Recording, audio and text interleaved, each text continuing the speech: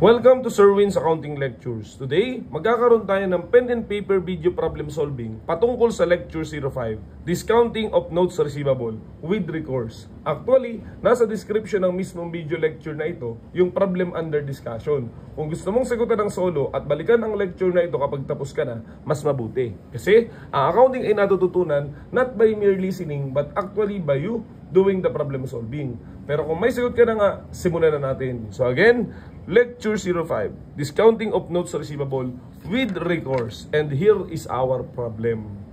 On January 1, 2024, Charis and Aguirre Company sold land with a carrying amount of 6 million in exchange for a 9-month, 10% note with face amount of 8 million. The rate properly reflects the time value of money for this type of note. On April 1, 2024, the entity discounted the note with recourse at the bank discount rate of 12%. On October 1, 2024, the maker dishonored the notes receivable. The entity paid the bank the maturity value of the note plus protest fee of 100,000.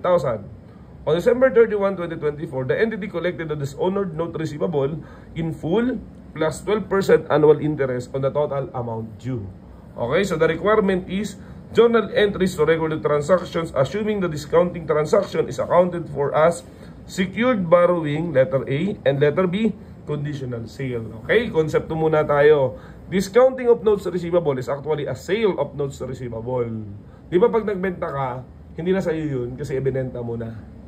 Nga lamang dito sa problem natin is a with recourse basis. Ano ibig sabihin ng with recourse?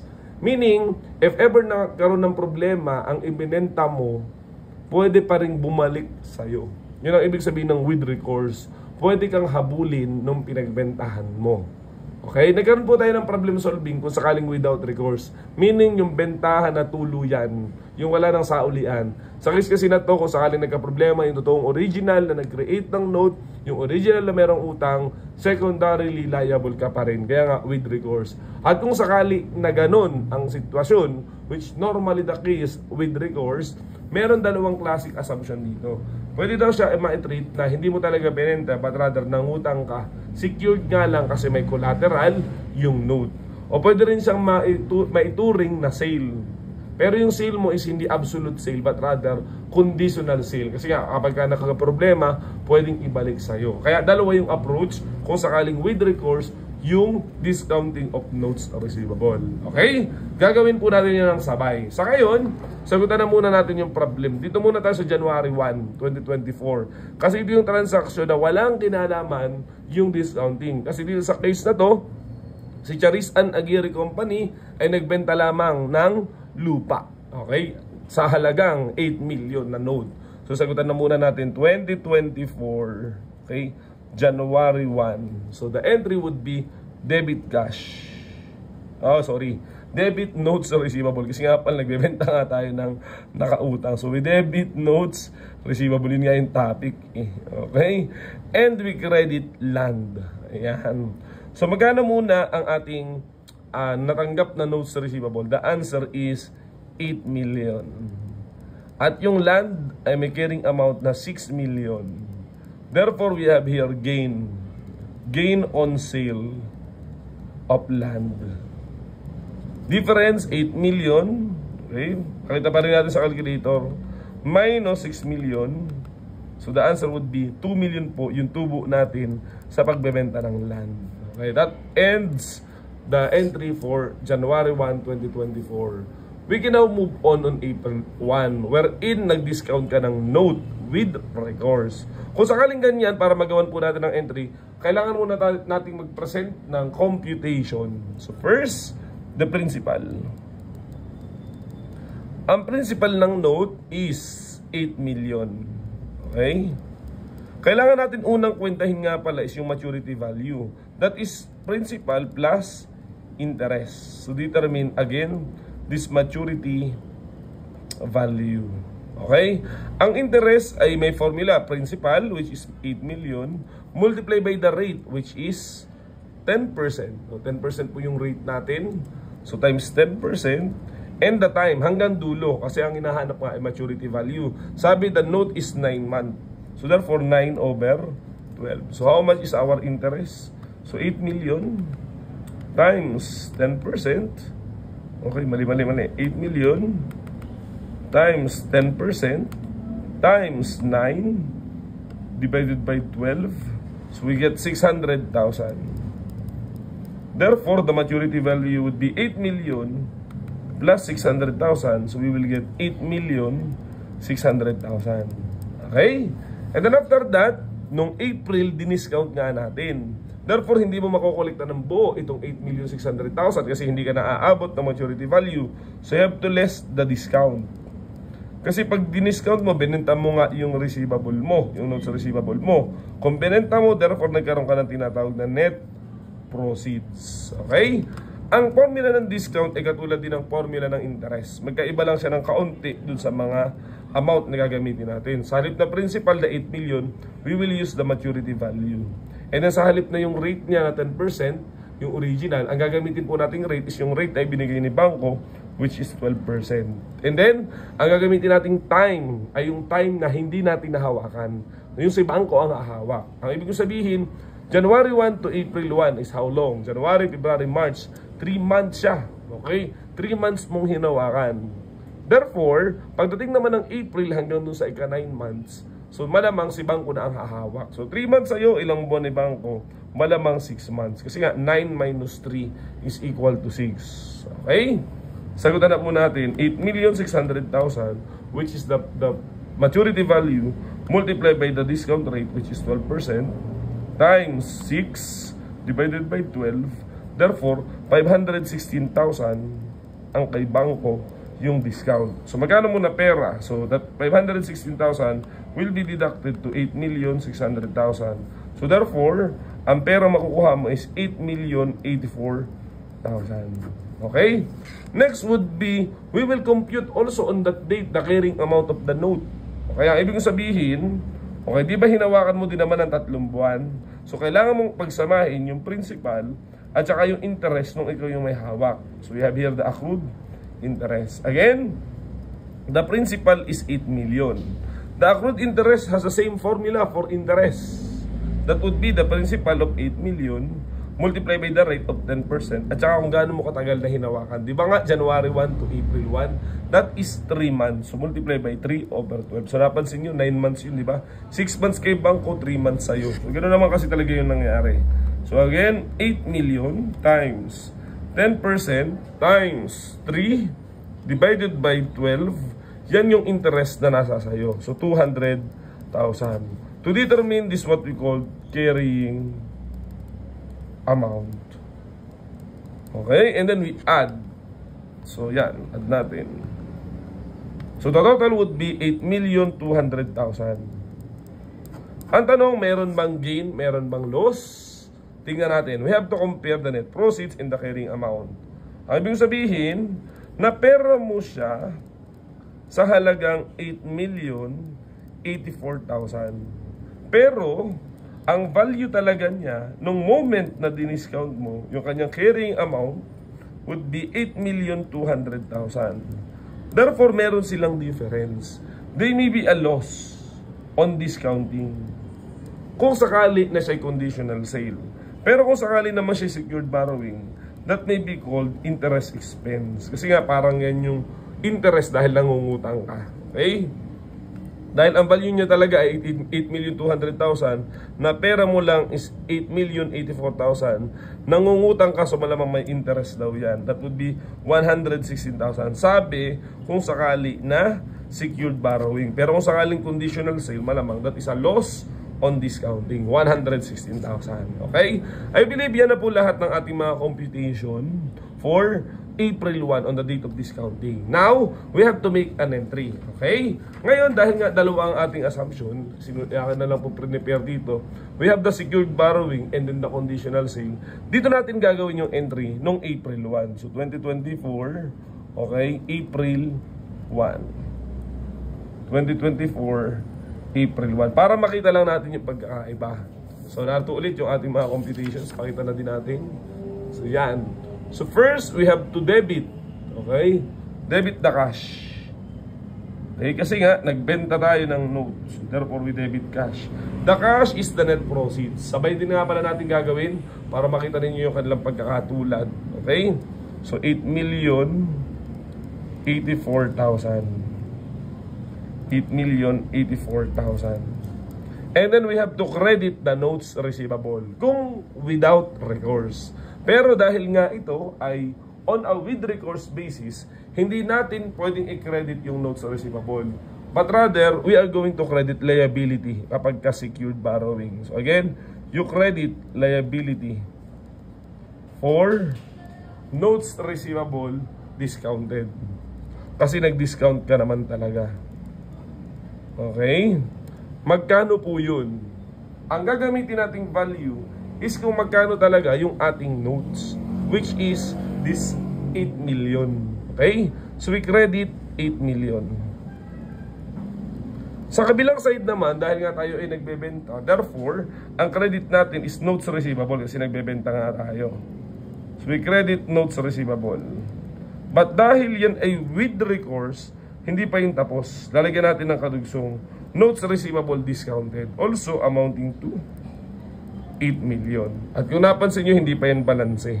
Okay? Kasi nga, may interest tayo, di ba? Yung interest na tayo humawak, ito accrued interest, 200,000. We assume, same date natin yung kwenta, so therefore, may additional tayong credit. So we credit interest income, amounting to 200,000. Kahit alin pa dyan sa dalawang method na yan, talaga namang nagkaroon tayo ng interest income kasi hinawakan nga natin ng 3 buwan. So, 200,000. Okay? Kung sakaling conditional sale, katulad ng sinasabi po natin kanina, there is a loss on discounting. Therefore, we have to debit loss on notes receivable discounting. Okay? Amounting to 116,000. Okay? Now, kung sakali naman secured borrowing, hindi siya considered as loss, but rather, ang tawag na nga sa kanya ay interest expense. Kasi nga nangutang ka, natural may interest expense yan. Amounting to 116,000. So, sabay po natin ginawa. So, anong napapansin po natin na pagkakaiba talaga? Okay, basically, sa conditional sale ay loss, sa secured borrowing ay interest expense. Kapag conditional sale, ang credit mo ay notes receivable discounted, pero sa secured borrowing, liability for notes receivable discounted kasi nga nangutang ka sa assumption niya. Dito ay asset talaga, notes receivable discounted. Actually, kahit sa presentation sa FS, may pagkakaiba rin yan. Kung sakali na secured borrowing, may lalabas sa asset mo, notes receivable, 8 million. May lalabas sa liability mo, liability for notes receivable discounted, 8 million. So meron sa asset, meron sa liability sa balance sheet. Pero kung sakaling conditional sale, lalabas sa asset mo, notes receivable, 8 million. Lalabas din sa asset mo, credit, notes receivable discounted, 8 million. So parehas sa asset pero magkaiba ng sign. Therefore, 0 ang maglalabas sa presentation kapag conditional sale. Kasi nga, ang sabi, ay nagbenta ka naman nga talaga. Diba? Pinapakita mo lang na siya ay conditional through this account title, notes receivable discounted. Okay, I believe that is the entry on April 1, on the date of discounting. Pero mabalikan nga natin muli kung ano ang nangyari doon sa problem. Noong October 1, na-dishonored yung notes receivable. So kung sakaling ganun, anong mangyayari? Di ba with recourse ito? Pag na-dishonor kasi, ibig sabihin, hindi talaga binayaran nung maker ng note. Therefore, sino magbabayad? Ikaw. So therefore, you're going to credit cash. So credit cash. Okay, you credit cash. Ayan. So pagkatapos, anong debit mo? You debit accounts receivable.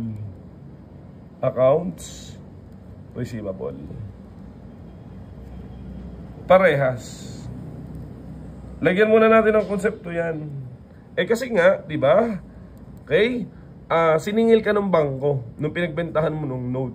Magkano kanya siningil? Ang sabi, malamang pati talaga, di ba dapat kung saan ang nagbayad, ang masisingil ni bangko is yung maturity value, itong 8,600,000. Di ba tama, maturity value? Kasi siya na nga daw maghihintay hanggang dulo, makukulitan niya 8,600,000. Pero hindi nga nagbayad, therefore siningil niya sa'yo. At pagkatapos, nanghingi pa siya ng protest fee, 100,000. So therefore, kasi nga syempre naabala siya, nangulikta siya, diba? Nagkaroon siya ng problema dahil sa'yo. So protest fee ang tawag doon. So ang total na babayaran mo sa kanya actually is 8,700,000. Yan ba'y lugi mo? Malamang hindi. Dahil yung maker ng note, pwede mo pang makausap, kukolektahin mo yun. That's why you are going to debit accounts receivable na nga, amounting to 700,000. So napansin po natin, parehas lamang ang magiging entry, whether that is conditional sale or secured borrowing. Parehas tayong mangungulekta ng 8,700,000 dun sa original na maker. Pero this time, yung atin pong receivable ay hindi na note, but rather just simply accounts receivable kasi wala nang formal promise. Wala na talagang note. Simply accounts receivable na lang. Other than that, on October 1, lagyan nga pala natin ang date dyan. On October 1, yan lang bang magiging entry? The answer is no. Meron pang subsequent entry. Ano po yun? Kasi nga, wala na yung liability for notes receivable discounting. Mawawala na yan. Dahil kumbaga, na-dishonored siya. Okay? At mawawala na rin yung iyong notes receivable. Diba, naka-record pa yan sa'yo? Nung ibinenta mo yung land, may notes receivable ka na 8 million. Sa ngayon, mawawala na po yan. Kasi nga, na-dishonored na siya. Kaya nga, lumipat na siya doon sa simpleng accounts receivable.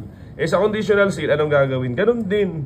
Mawawala na rin yung account title na notes receivable discounted. Mawawala na rin yan.